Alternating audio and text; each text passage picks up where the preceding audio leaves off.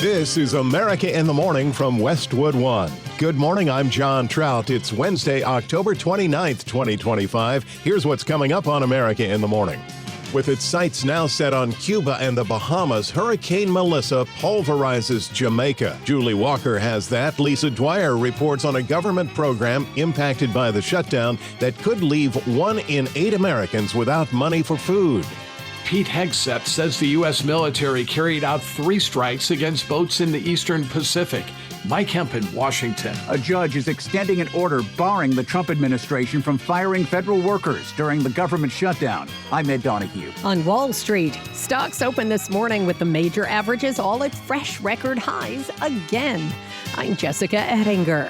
An apparent murder-suicide on an Air Force base in Ohio. I'm Clayton Neville. And changes coming to the leadership at ICE. All ahead on America in the Morning. Destruction is widespread as Hurricane Melissa moves through Jamaica, making landfall south of Montego Bay. And already it's becoming clear that the powerful Category 5 storm has left behind catastrophic damage to the island's infrastructure. The parish of St. Elizabeth, which covers over 400 square miles, is nearly all underwater. Jamaica's Minister for Local Government said the area sustained extreme damage. Correspondent Julie Walker reports that one of those now trapped on the island of Jamaica is an American tourist, Christianne Box, who spoke with the Weather Channel, describing how she prepared in her local hotel room for what became one of the 2 strongest ever recorded hurricanes to make landfall in the Western Hemisphere. What we are anticipating is that we will move into the bathroom. That is probably the most central part, close to the hallway. Barricaded around there. There's no bathtub in here, so we don't have, a bathtub to fill up with water. So we filled up trash cans, and we will take our mattress and we will move it into the doorway for the bathroom and go into the shower if we have to. We'll move cushions in there. We've got towels. We have bottled water. We have our emergency bag ready to go. All of our documents and, plenty of water and things like that we're going to, just utilize as we need to and just kind of ration. In Jamaica, Hurricane Melissa bears down. Roads are flooding. Rain is falling. Surf is churning. Prime Minister Andrew Holness says the devastation will be dire. There is no infrastructure in the region that can withstand a Category 5. Flooding, landslides. It would also mean that there could be some marooning of communities. Some communities could be cut off. A Cat 5 is the highest hurricane there is, says National Hurricane Center specialist Larry Kelly. This is an extremely dangerous, life-threatening situation for the island of Jamaica as that eye wall brings those major hurricane Category 5 force winds, He says expect total structure failure. Heavy rainfall, flash flooding, just complete devastation. Some of these communities could be cut off from communications and have no power for weeks. Kelly says what makes it worse is how slow the hurricane is moving, meaning it will stay over Jamaica longer. I'm Julie Walker. Melissa is now targeting eastern Cuba and then will hit parts of the Bahamas before heading out into the Atlantic Ocean. Shifting gears as the government shutdown continues with no end in sight, nearly half of the nation's states are suing the Trump administration over food assistance that 1 in 8 Americans depend on to survive. Lisa Dwyer reports. SNAPs, which is food stamps, 40 million people in the state of Tennessee. Imagine the state of Tennessee is around 8 million population, 5 times the population of the state of Tennessee. And they're going to cut those folks off because they won't vote. I voted to open the government. I voted to pay for SNAP. The Republicans in the Senate all voted to do that, with the exception of, I think, 1. It's all on Schumer right now. The Trump administration can fully fund SNAP for November using a $6 billion contingency fund and legal transfer authority they already have. Instead, they're choosing not to. And let me say that again. They are making a deliberate choice to let 42 million Americans go hungry. A new Democratic lawsuit by Democratic state officials is seeking to uncork emergency money to help tens of millions of Americans be able to keep buying food after federal SNAP funding runs dry Saturday if the government shutdown continues. I mean, enough of this. Cruelty is the policy. That's what this is about. It's intentional cruelty, intentionally creating anxiety for millions and millions of people, 5.5 million here in our home state. So, again, our state of mind is pretty clear. We're going to win this lawsuit. The lawsuit by multiple states focuses on a federal contingency fund with roughly $5 billion in it. North Carolina's Attorney General Jeff Jackson says he doesn't buy the government's argument that they lack the funds. The truth is the department has the money. Accusing Republicans of playing politics. This is wrong, and it's against the law. The Supplemental Nutrition Assistance Program, known as SNAP, helps about 1 in 8 Americans buy groceries. I'm Lisa Dwyer. The top stories of the day are sponsored by Sleep Number. Enjoy personalized comfort for better sleep night after night. And now it's the Buy More and Save More event. Save on beds, bases, pillows, and more only at Sleep Number or sleepnumber.com. When we return, targeting narco-terrorists in the Pacific, when America in the Morning continues after these messages.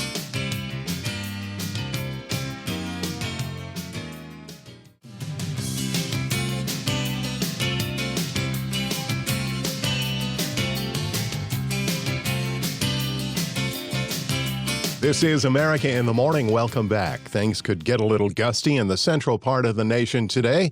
With the forecast, here's AccuWeather.com meteorologist LaTroy Thornton. Rather windy conditions are in store today in a part of the country that is no stranger to them, as a developing area of low pressure over the south interacts with very strong high pressure over Colorado. This is a common recipe for high winds, and today should cook up some gusts of at least 40 to 50 miles per hour across a swath from southeastern South Dakota through western Iowa, Missouri, and Arkansas into northwestern Louisiana, the Dallas Metroplex, and back northward over much of Kansas and the eastern half or so of Nebraska. These gusts will come mainly from the north and northwest, meaning significant crosswinds on the major plains east-west crossings. Thankfully, much of today's rain looks to be east of that area to help keep conditions on the roads from being doubly treacherous. However, it's looking like a Wednesday soaker due to that very same developing low-pressure zone from parts of Missouri and Arkansas into much of Kentucky and Tennessee, and it will still be at least a bit gusty in those zones, while not to the extent of the plains wind today. The risk for at least some late-day steady rain from this storm reaches as far to the east as the mid-Atlantic coast, from New Jersey to North Carolina. Showers develop on the southern side of the storm from northwestern Mississippi to central Alabama, Georgia, and South Carolina, as the risk for thunder grows along a cold front in northern and western Florida. Places from the interior northeast to the Dakotas, southward through the Four Corners, and westward to the west coast look to be dry today, but the northwest proves to be the exception as a cold front sparks rain and snow showers, mainly around the Rockies near northern Idaho and into western Montana. In Windham, Maine, today brings a mix of clouds and sun, high 52. For Lorain, Illinois, morning rain gives way to some sun with windy conditions, the high reaching 59 later today. That's the nation's weather. I'm AccuWeather.com meteorologist LaTroy Thornton. Follow us wherever you get your podcasts. Simply search America in the Morning in your favorite listening app.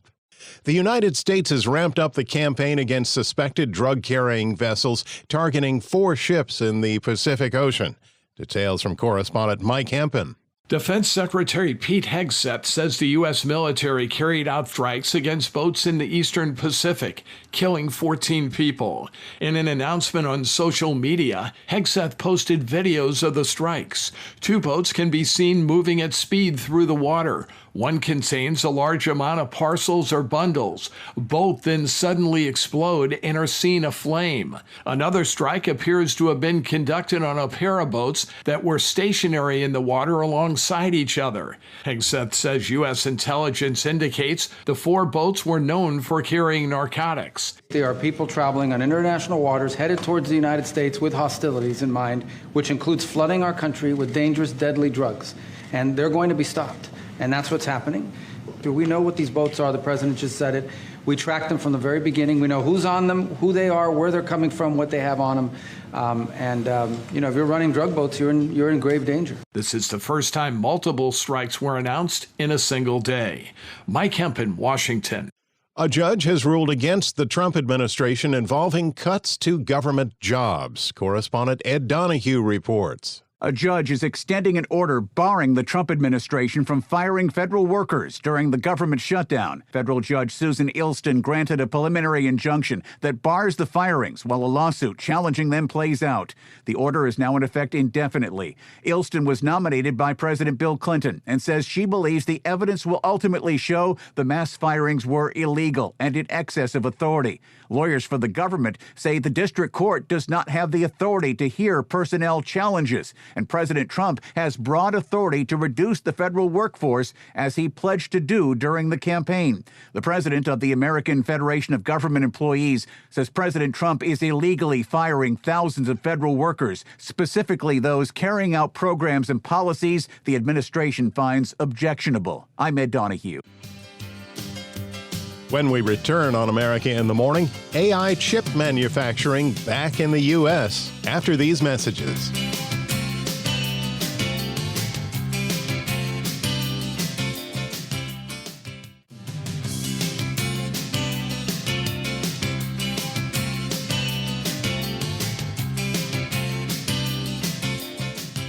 How will we find Wall Street opening today? Here's CNBC's Jessica Ettinger. Wall Street opens this morning with the three major averages at new record highs. Investors are excited that President Trump should have a trade deal with China done tomorrow while he's in Asia, as promised. Apple and Microsoft each topped $4 trillion in market cap yesterday. Microsoft closing above the threshold. Apple closed just below it. Investors are feeling very flush, while the SNAP program is set to close this Saturday with the government shutdown. That used to be called food stamps. It'll deprive 1 in every 8 Americans of food assistance.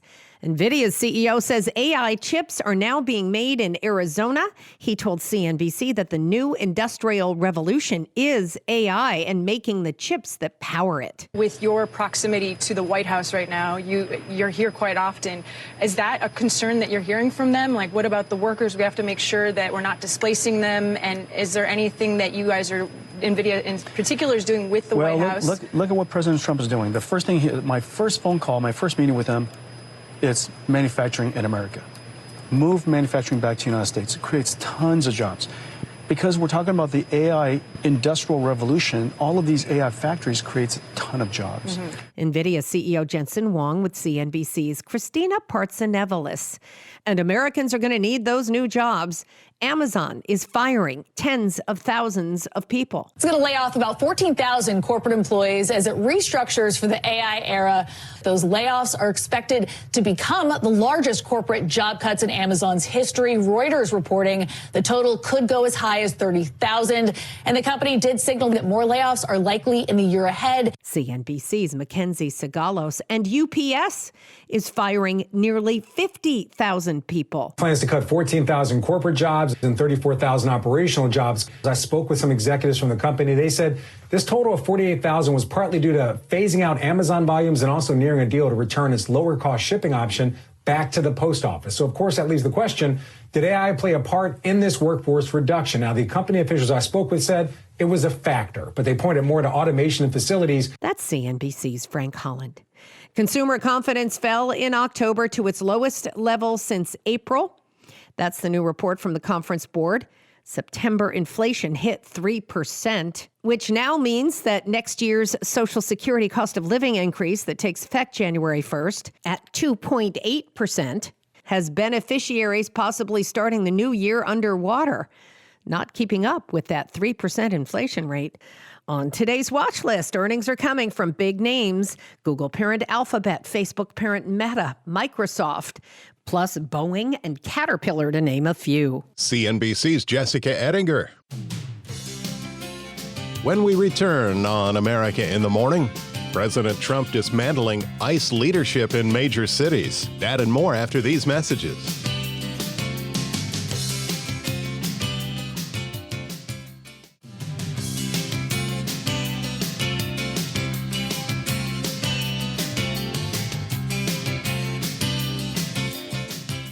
Authorities in Ohio are investigating the deaths of 3 Wright-Patterson Air Force Base employees. Correspondent Clayton Neville reports. The bodies of the 3 Wright-Patterson Air Force employees were found across multiple locations near Dayton, Ohio over the weekend. The case is believed to be a murder-suicide. Officials with the base said that the Ohio Bureau of Criminal Investigation and the Air Force Office of Special Investigations are investigating the 3 deaths that happened the night of October 24th and the morning of October 25th. The victims are identified as 33-year-old Jamie Pritchard, 34-year-old Jacob Pritchard, and 25-year-old First Lieutenant Jaime Gustitas. Investigators reportedly believe that Jacob Pritchard killed his wife Jamie late Friday night or Saturday.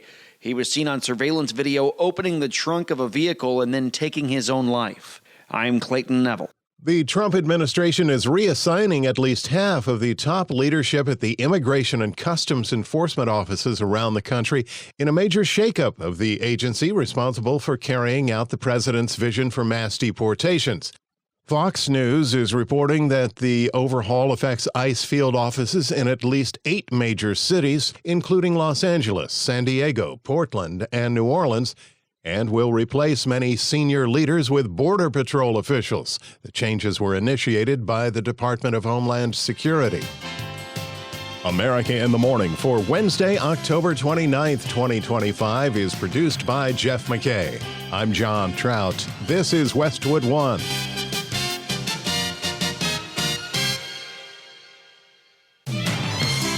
This is America in the Morning from Westwood One. I'm John Trout. Coming up this half hour, Jamaica tries to survive Hurricane Melissa, while Cuba and the Bahamas wait for their turn.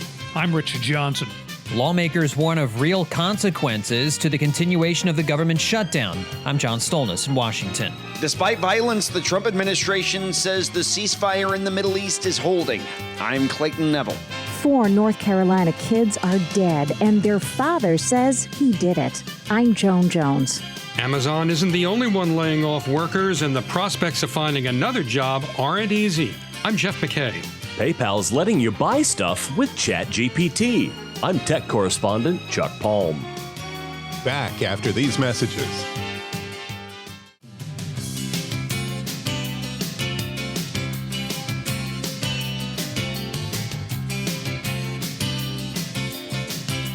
America in the Morning is back. The nation's weather settling into the fall pattern. With the outlook today, here's AccuWeather.com meteorologist LaTroy Thornton. The storm that brought a few reports of wind damage to parts of far eastern Texas on Tuesday now advances eastward through the day today. While the risk for severe weather looks to be on the decline as we head into midweek, the storm itself will actually get a punch of energy from high up in the atmosphere. This will rejuvenate the disturbance over the south, with some soaking rain developing, mainly on the north side of the area of low pressure from northern Arkansas and southern Missouri through the majority of both Tennessee and Kentucky, all areas where it could very well rain for much of this Wednesday.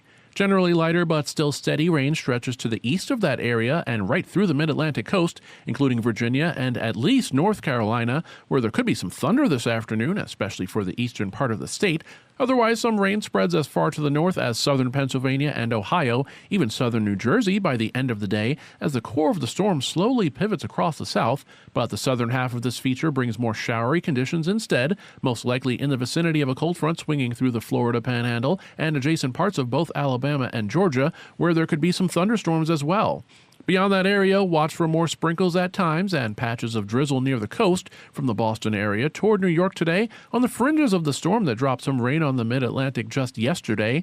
Much of the nation to the west of the Mississippi River looks to be dry today with a good bit of sunshine for many, but a cold front trucking its way through the northwest brings the risk for rain and snow showers, mainly near the Idaho-Montana border, as warmer conditions stay confined to the southwestern states today, while it turns cooler instead from the western Gulf Coast states from Texas into Louisiana. That's the weather across America. I'm AccuWeather.com meteorologist LaTroy Thornton. Follow us wherever you get your podcasts. Search America in the Morning in your favorite listening app. It'll be quite a while before we know just exactly how much destruction Hurricane Melissa brought to Jamaica. But what is clear is that one of the most powerful hurricanes that made landfall in the Western Hemisphere has caused unimaginable damage to the island nation and slams into eastern Cuba today. Correspondent Rich Johnson is following the track of the storm. The eventual weather numbers will certainly be incredible. Mostly central and eastern parishes would be inundated by the heaviest rainfall that would get up to 30 inches. Evan Thompson, the head of Jamaica's weather service, on what they expected from Melissa, which is tied for the strongest Atlantic hurricane to ever make landfall. In Kingston, British tourist Andrew Tracy tells Sky News that he and other guests got some very specific orders. We have been instructed to remove the mattresses from our bed and put them against the wall, as it's very likely that these windows will blow out. And we've been instructed to remain locked in the bathroom until the end of the storm. Honeymooners Cassidy and Hunter Bishop are trying to cope for now and hope for the future. Praying and hoping that it does not affect the airport to let us not be able to get home. Which is not really something that you plan for. We don't really know how long we're going to be here yet. Their comments courtesy of WABI in Bangor, Maine. The head of the Caribbean arm of the World Food Program, Brian Bogart, is writing it out in Kingston and telling the BBC they're already getting supplies ready at facilities in Panama and Barbados. Hygiene kits, food, medicine, water and sanitation, and those supplies will be critical for ensuring that we have a pipeline to scale up and meet the needs that we're about to see on the ground. Once it's had its way with Jamaica, Melissa is bearing down on Cuba and the Bahamas, where there is really no place to hide.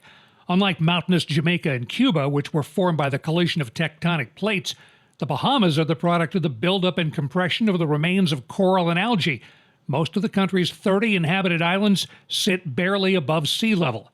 While referring specifically to Jamaica, Bogart's words speak to the entire Caribbean. There's a real sense of urgency, and I think we're really only beginning to understand the scale of this catastrophe. I'm Rich Johnson. Republican lawmakers are hammering Senate Democrats who once again voted down the House-passed continuing resolution that would reopen the government. John Stolnis has the latest on the stalemate from Washington. With air traffic controllers and some other essential personnel now working without pay, Vice President J.D. Vance told reporters Tuesday he believes the military will receive paychecks at the end of the week as the administration works to reconfigure funds to pay the troops. It comes as flight delays and cancellations at numerous airports across the country continue to worsen thanks to controller sickouts. Tammy Norton is an IRS employee in Florida who has been without a paycheck for a number of weeks because of the shutdown. I'm thinking that, okay, maybe we'll just be furloughed for 2 weeks. It's already been a month. So everything is just really hard. The administration says the SNAP food assistance program, relied on by 42 million Americans, will run out of money on Friday. They have rejected using $5 billion in contingency funds that would keep the program running through November. Democratic Congresswoman Rosa DeLauro. The money is there. Let us not let them get away with saying that they can't do it. North Carolina Attorney General Jeff Jackson is suing the Agriculture Department, accusing them of withholding more than $230 million in monthly food assistance in his state. I believe the reason they're doing that is to play shutdown politics. They are looking to ratchet up the pain in an already very painful moment. This is wrong, and it's against the law. Republican Marjorie Taylor Greene is speaking out against her party's plan, confronting House Speaker Mike Johnson on a conference call, urging him to call members back into session and negotiate legislation that would extend Obamacare subsidies that Democrats are demanding before agreeing to end the shutdown. Republican Congresswoman Lisa McClain says Democratic resistance is what's keeping the shutdown going. By the end of this week, nearly 2 million paychecks will be missed by Americans. On Tuesday, the Senate voted for a 13th time not to pass the House CR. John Stolnis, Washington. The Trump administration is confident the ceasefire in the Middle East will hold despite violence in the region this week. Correspondent Clayton Neville reports. President Trump has maintained for weeks the ceasefire is going to hold, and we're going to make sure it holds. He told reporters people are tired of war between Hamas and Israel. It's been centuries. A recent ceasefire deal facilitated by the U.S. being called into question now by some after violence. Israeli strikes in Gaza killed at least 20 people after the IDF accused Hamas of violating the ceasefire and staging the discovery of a dead hostage. Israeli military officials say that Hamas had attacked Israeli troops with sniper fire east of the so-called Yellow Line, which separates Israeli-occupied Gaza from the rest of that territory. Secretary of State Marco Rubio told reporters on Air Force One that the retaliation by Israel was self-defense. I'd also like to see Hamas speed up the return of hostage bodies. We still have 13 hostages, 2 Americans included. But we don't view that as a violation of the ceasefire. They have a right if there's an imminent threat to Israel, and all the mediators agree with that. Vice President J.D. Vance told reporters the ceasefire is holding. The president achieved a historic peace in the Middle East. The ceasefire is holding. That doesn't mean that there aren't going to be little skirmishes here and there. We know that Hamas or somebody else within Gaza attacked an IDF soldier. We expect the Israelis are going to respond, but I think the president's peace is going to hold despite it. Israeli Prime Minister Benjamin Netanyahu insisting that Hamas is also in clear violation of the ceasefire after returning remains to Israel that did not belong to any of the 13 hostages still unaccounted for. Israel accusing Hamas of burying a white cloth containing a body in Gaza City and then staging its discovery in front of the Red Cross. Hamas leaders, though, say they're having trouble locating all the bodies amid bombardment from Israel. I'm Clayton Neville. When we return on America in the Morning, PayPal teams up with ChatGPT. After these messages.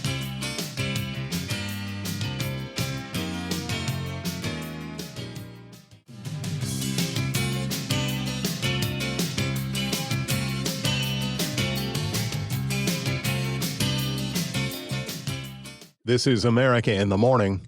A Florida man convicted of raping and killing his next-door neighbor was executed Tuesday evening, the state's 15th execution this year. Norman Merle Grimm Jr. died by lethal injection at Florida State Prison near Stark, according to the state's Department of Corrections. The 65-year-old was convicted of sexual battery and first-degree murder and sentenced to death for the 1998 killing of his neighbor Cynthia Campbell. Florida announced they plan on executing 2 men next month, each convicted of rape and murder.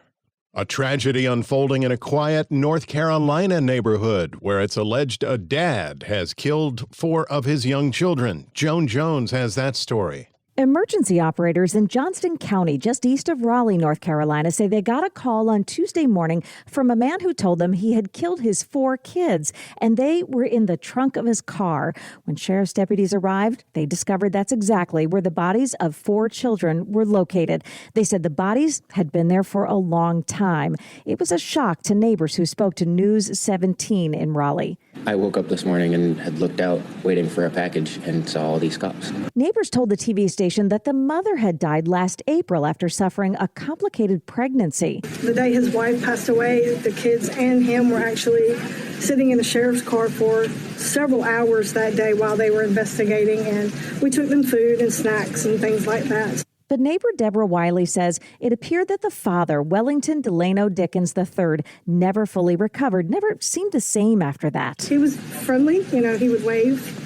The kids were very sweet. They would play out in the yard. Investigators suspect Dickens killed 3 of his biological children, 6-year-old Leah, 9-year-old Zoe, and 10-year-old Wellington, and his 18-year-old stepchild, Sean Bransfield. A 3-year-old boy was located inside the home. He was safe. For now, Dickens is being held without bond on 4 counts of murder. He'll have his first court appearance November 13th. I'm Joan Jones. Following Monday's news of the largest job cuts ever announced by Amazon, a number of other companies in the past week announced they're either cutting jobs or planning to. America in the Morning's Jeff McKay reports for those losing work, the chances of finding a new job won't be easy. Through layoffs and buyouts, shipping giant UPS says they are cutting 48,000 jobs, mostly in management and operations. Beer maker Molson Coors announced Monday they're going to be cutting 400 jobs before the end of the year. That's roughly 9% of their workforce. Paramount Skydance, fresh off their merger, are going to cut 1,000 workers. And retailer Target announced they're going to part ways with as many as 1,800 workers, about 8% of their overall workforce, mostly at their Minnesota headquarters. And it's not just the U.S. Airlines Air Canada and Lufthansa both announced they're going to shed jobs, and getting that new job is not going to be easy. The employment firm Challenger Gray & Christmas says the year-to-date total hiring in America is at its lowest levels since 2009. I'm Jeff McKay in Washington. U.S. Border Patrol Chief Gregory Bavino has been ordered by a judge to appear in a Chicago court following reports of combative enforcement, including using tear gas. Bavino appeared Tuesday in court where the judge questioned him about reports of aggressive immigration enforcement and the federal agent's treatment of protesters, journalists, and even children during the ongoing Operation Midway Blitz immigration enforcement. The hearing was part of an ongoing lawsuit brought by local media organizations alleging that federal agents have violated prior court orders restricting their use of force. Despite President Trump ordering the National Guard to Illinois, they've not been allowed to deploy on the streets of Chicago due to court orders. America in the Morning continues. The CEO of PayPal has just announced they're teaming up with ChatGPT to allow users to browse, buy, and pay for stuff using PayPal's massive digital payment system. Chuck Palm has that in today's Tech Report. PayPal will be plugging its massive merchant network straight into ChatGPT, letting 800 million weekly user accounts compare and snag millions of products without ever leaving the chat.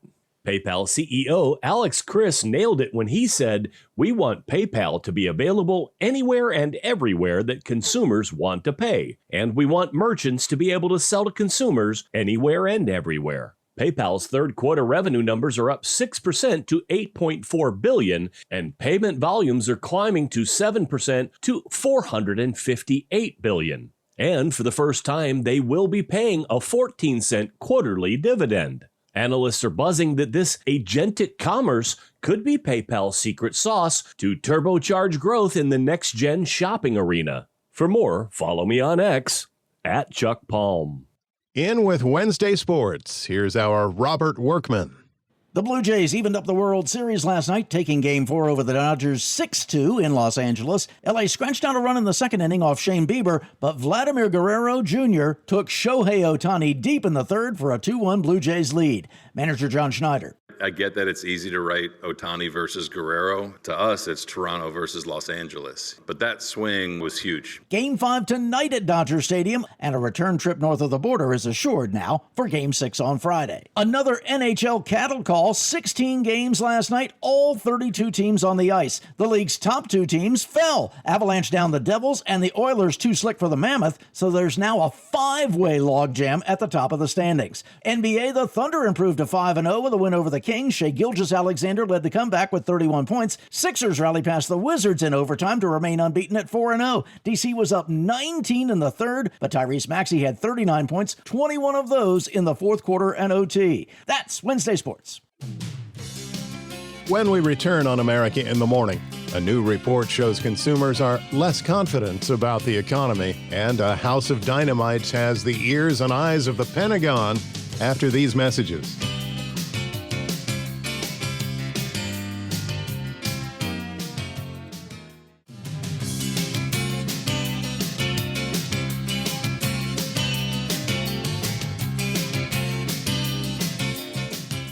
A new report shows consumers are slightly less confident about their economic future. Correspondent Lisa Dwyer reports. While consumer confidence about their current financial situation rose slightly, consumer confidence about their future financial prospects weakened as Americans remain anxious about elevated prices and inflation. The Conference Board says that its Consumer Confidence Index for October fell by 1 point to 94.6. Analysts were expecting the reading to come in unchanged from the revised numbers for September. 1 year ago, the reading was 109.5. And a measure of Americans' short-term expectations for their income, business conditions, and the job market also dipped by nearly 3 points to 71.5, well below 80. Readings below 80 can signal that a recession might be looming. I'm Lisa Dwyer. A house of dynamite is catching the eye of moviegoers, but also from people at the Pentagon for totally different reasons. Kevin Carr explains. Oscar winner Catherine Bigelow's latest film, A House of Dynamite, hit Netflix last week, and it's causing quite a stir. Approximately 3 minutes ago, we detected an ICBM over the Pacific. Current flight trajectory is consistent with impact somewhere in the continental United States. The film follows the U.S. government's response to a single ICBM launched at us by an unknown enemy. In one sequence, the military launches interceptors meant to shoot down the missile. However, the measures fail. A leaked internal memo from the Missile Defense Agency dated October 16th states modern interceptors, quote, have displayed a 100% accuracy rate in testing for more than a decade. Screenwriter and former head of NBC News, Noah Oppenheim, appeared on MSNBC this week to respond. We respectfully disagree. I'm not a missile defense expert. However, I did talk to many missile defense experts who are all on the record. In an interview with CBS Sunday Morning 2 weeks ago, director Catherine Bigelow explained why the production did not seek Pentagon involvement. I felt that we needed to be more independent, but that being said, we had multiple tech advisors. Furthermore, the film's military advisor, retired Lieutenant General Dan Karbler, says the odds given in the film are realistic. I think the movie has it pretty accurate when they talk about 61%. Oppenheim says the response is exactly what they wanted from this film. That's exactly the conversation we want to have, but what we show in the movie is accurate. I'm Kevin Carr. Today marks the 96th anniversary of the stock market crash of 1929. On October 28th and October 29th, the Dow Jones Industrial Average lost a combined 24% of its value, the culmination of panic selling over a number of issues, including a string of bank failures, a drought, restrictive government policies, poverty, and overpopulation. Within 2 years, half of all U.S. banks failed, leaving deposit holders penniless. And by 1931, more than 130 businesses were shutting each day.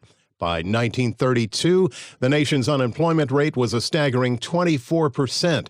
It wasn't until 1941 that the combination of President Roosevelt's New Deal public works program and America's entry into World War II brought an end to the Great Depression.